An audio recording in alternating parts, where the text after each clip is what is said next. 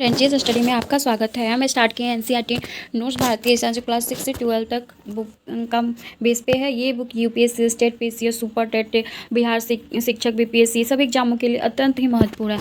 हम किए थे राजपूत राज्य तक कर लिए थे और हम करेंगे आज पंजाब के अंग्रेजों पे विजय। पंजाब में अंग्रेजों की विजय कैसे हुई, तो चलिए हम चलते हैं। फ्रेंड्स, आपसे एक रिक्वेस्ट है कि आपको ये चैनल पसंद हो और ये वीडियो आपको अच्छा लगे, ऐसे आपको प्रॉफिट हो, तो आप इस चैनल को सब्सक्राइब और लाइक शेयर ज़रूर करें। जो चलते हैं, पंजाब में अंग्रेजों की विजय। जून 1879 में महाराजा रणजीत सिंह की मृत्यु के पश्चात पंजाब में राजनीतिक अस्थिरता उत्पन्न हो गई। सेना में सिखों के खालसा नामक समूह का प्राधान्य हो गया और इससे राज्य में मामलों में हस्तक्षेप शुरू हो गया। विभिन्न गुटों की शत्रुता बढ़ने लगी। ऐसी स्थिति में खालसा राजगद्दी के लिए निर्णय करने लगे। इससे अंग्रेजों में पंजाब की ओर ध्यान दिया और संतुलित पांच नदियों के देश ध्यान केंद्रित किया। रणजीत सिंह के पश्चात उनके पुत्र दिलीप सिंह गद्दी पर बैठे, किंतु उनकी माँ रानी जिंदल ने अपनी कृपापात्र अफसरों की सहायता से राजकाज देखती थी। उनके कृपापात्र अधिकारियों ने एक ओर तो अंग्रेजों के साथ साठगांठ की और दूसरे की खालसा में अंग्रेजों को आक्रमण के लिए उकसाया। 13 दिसंबर 1845 को प्रथम आंग्ल सिख युद्ध की शुरुआत हुई। प्रथम आंग्ल सिख युद्ध 1845 से 1846 तक अंग्रेजों की सेना में नेतृत्व हुंगग्रॉफ ने किया था। इस युद्ध के समय लॉर्ड हार्डिंग भारत के गवर्नर जनरल थे। सिख सेना का नेतृत्व प्रधान सेनापति तेज सिंह और प्रधानमंत्री राजा लाल सिंह ने किया था। सिख शासकों ने 9 मार्च 1946 को अंग्रेजों के साथ लाहौर में एक अपमानजनक संधि करनी पड़ी। इस संधि में लाहौर की संधि के अनुसार अंग्रेजों को जालंधर दोआब को अपने अधीन कर लिया और 50 लाख रुपये नकद देकर जम्मू कश्मीर के राजा को गुलाब सिंह को दे दिया, किंतु दिलीप सिंह गद्दी पर आसीन रहा। 16 दिसंबर 1946 को हुए इन समझौतों के अनुसार राज्य के समस्त विभागों में सभी मामलों में लाहौर में स्थित अंग्रेज रेजिमेंट की पूर्ण अधिकार दे दिया। पंजाब पूर्ण रूप से अंग्रेजों के नियंत्रण में आ गया। 1848 में पंजाब अंग्रेजों के विरुद्ध अनेक विद्रोह हुए, जिसमें दो प्रमुख विद्रोह के नेता मुल्तान के मुलराज और लाहौर को छतर सिंह के अटारी थे। द्वितीय आंग्ल सिख युद्ध 1848 से 1849 में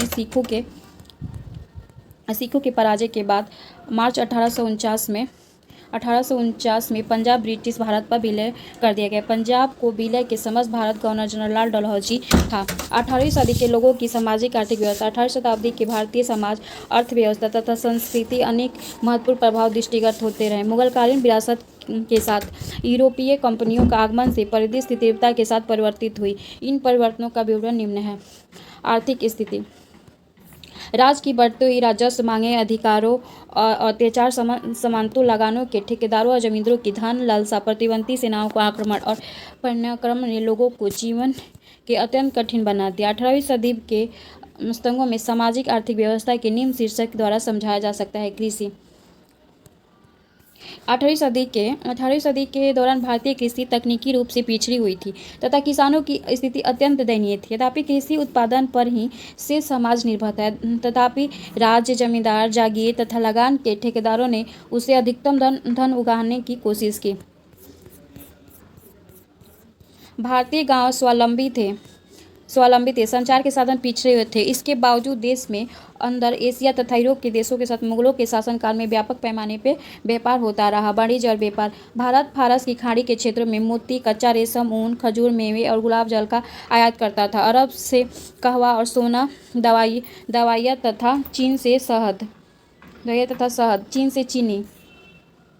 चीन से चीनी और चाय, मिट्टी, रेशम, तिब्बत से सोना, कस्तूरी, ऊन, कपड़ा, सिंगापुर से टीन, इंडोनेशिया से दीपू से मसाले और इत्र, शराब और चीनी, अफ्रीका से हाथी दांत, दवाइयाँ और यूरोप से ऊनी कपड़े, तांबा और लोहा और शीशे जैसी वस्तुओं का कागज का आयात किया जाता था। सूती कपड़ा भारतीय निर्यात की सबसे महत्वपूर्ण वस्तु थी। भारत में कच्चा रेशम और रेशमी कपड़े, लोहे का सामान, नील, सोरा, अफीम, चावल, गेहूँ, चीनी मिट्टी, काली मिर्च, अन्य मसाले और रत्न औषधियाँ भी निर्यात करते थे। भारत हस्तशिल्प और कृषि उत्पादों में स्वावलंबी था, इसलिए बड़े पैमाने पर विदेशी वस्तुओं का आयात नहीं करता था। इस सदी में व्यापार संतुलन भारत के पक्ष में था तथा निर्यात आयात से अधिक था। 18वीं सदी के दौरान लगातार झगड़े और अनेक क्षेत्रों में कानून व्यवस्था भंग हो जाने से देश में आंतरिक हानि पहुँच गई। जिन राजनीतिक कारकों ने व्यापार में हानि पहुँचाई उन्हीं ने शहरी उद्योगों पर भी बुरा प्रभाव डाला। नगरों का उदय। इस काल में नए दरबारी और नए सरदारों के अभिभाव के कारण फैजाबाद, लखनऊ, बनारस, पटना जैसे नए नगरों का उदय हुआ। इस काल में भारत विनिर्माण व्यापक देश बना और भारत में सूती और रेशमी कपड़े, चीनी मिट्टी, रंग सामग्री, खनिज, धातु के बर्तन, सोना और तेल के बड़े पैमाने पर उत्पादन करता था। इस काल में कपड़ा उद्योग में महत्वपूर्ण केंद्र था बंगाल में ढाका और मुर्शिदाबाद, बिहार में पटना, गुजरात में सूरत, अहमदाबाद में भरूच, मध्य प्रदेश में चंदेरी और महाराष्ट्र में बुरहानपुर, उत्तर प्रदेश में जौनपुर, बनारस में लखनऊ और आगरा, पंजाब में मुल्तान और लाहौर, आंध्र प्रदेश में मछलीपट्टनम, औरंगाबाद, श्रीकाकुलम, विशाखापत्तनम, कर्नाटक में बेंगलोर तथा तमिलनाडु कोयम्बटूर और मदुरई आदि थे। कश्मीर में ऊनी वस्त्रों का केंद्र था तथा महाराष्ट्र, आंध्र प्रदेश और बंगाल में जहाज उद्योग का केंद्र था। शिक्षा।